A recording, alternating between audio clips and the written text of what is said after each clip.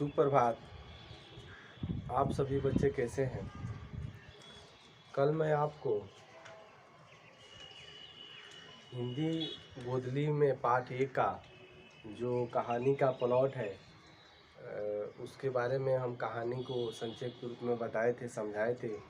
उससे पहले आपको हम उस कहानी के जो लेखक हैं शिवपूजन साहा है उसके बारे में हम बताए थे।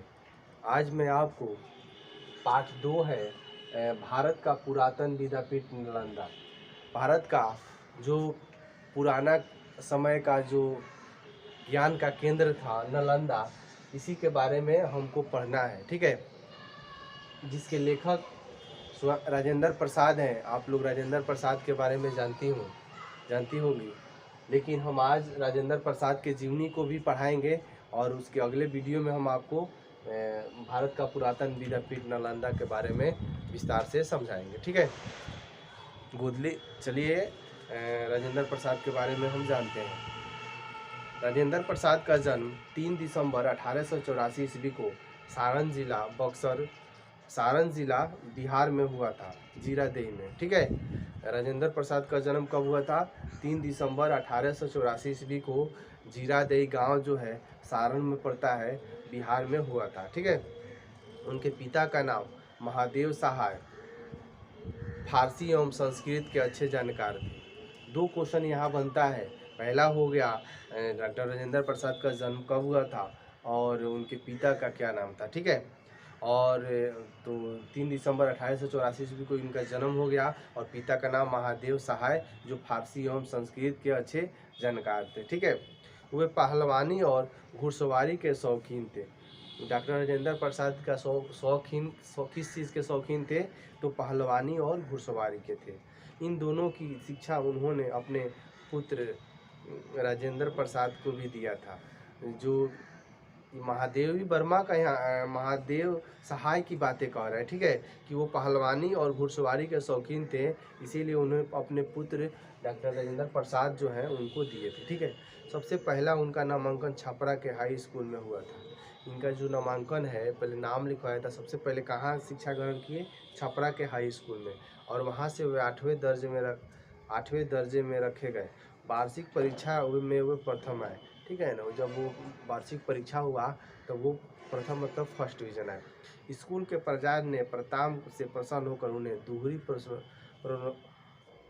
प्रोन्नति दी। मतलब कहने का अर्थ ये है, स्कूल के जो प्राचार्य थे मास्टर साहब, उन्होंने क्या किया, उनको दोबारा क्या बोलते हैं, 2 बार उनको बहुत खुश हुए तो उनको दोहरी प्रोन्नति दे दी, ठीक है।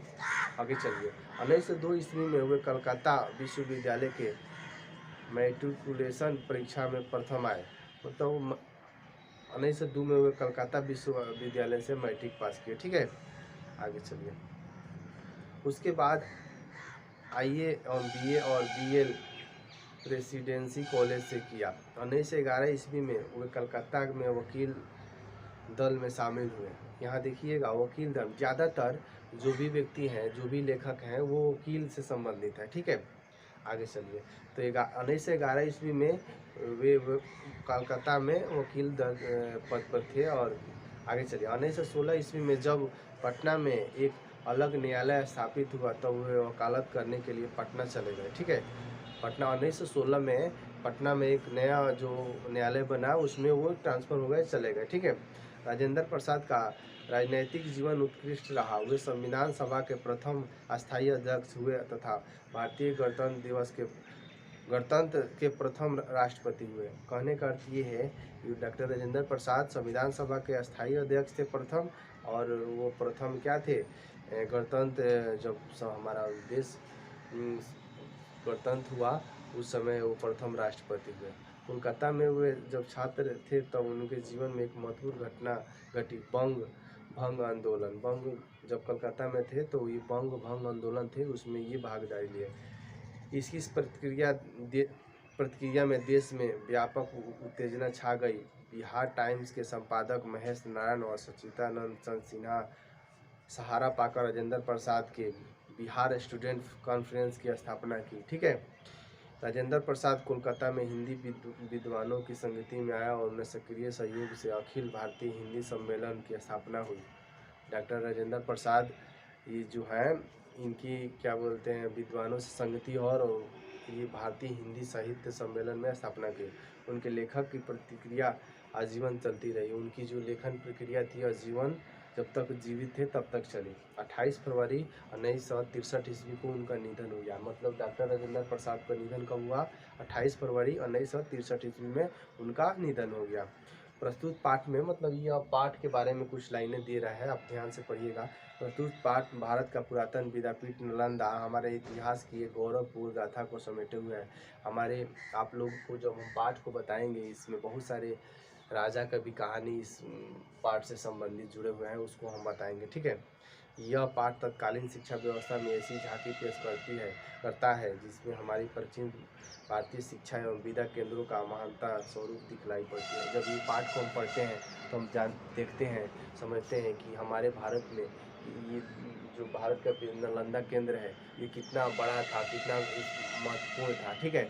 और ये नालंदा विश्वविद्यालय में आपको हम बताएंगे विक्रमशिला और नालंदा के इतिहास के बारे में कि कौन इन दोनों को नष्ट कर दिया। एक राजा था जिन्होंने आग लगाकर इन दोनों को नालंदा विश्वविद्यालय और विक्रमशिला विश्वविद्यालय को नष्ट कर दिया, ठीक है। अगले वीडियो में हम बताएंगे जब इस पाठ को समझाएंगे तब, ठीक है। आज के लिए बस इतना ही, अगले वीडियो में मिलते हैं, धन्यवाद।